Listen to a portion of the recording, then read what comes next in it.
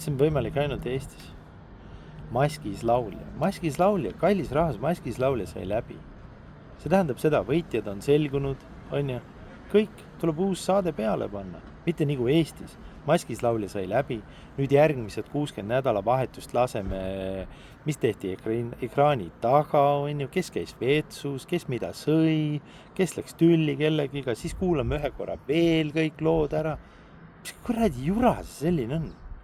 Ega siis, kui olümpiamängud on, ja olümpiamängud saavad läbi, ega siis ei hakata järgmised 60 nädalat, ei lasta veel seda kuradi olümpiamängusid, kes sai seal odaga, visati oda selga või kellel lõhuti teivas ära või ma ei tea, ja siis lõpuks teeme veel ühe korra autasustamise ja see on täitsa sürri.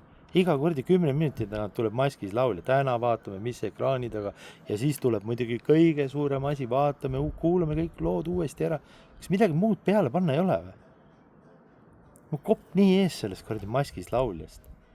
Ja küll tehku siis seda maskis laulja, no näidaku neid kuradi ekraanitaguseid ja mida see oli iganes, aga no seda ei pea tulema iga 10 minutit.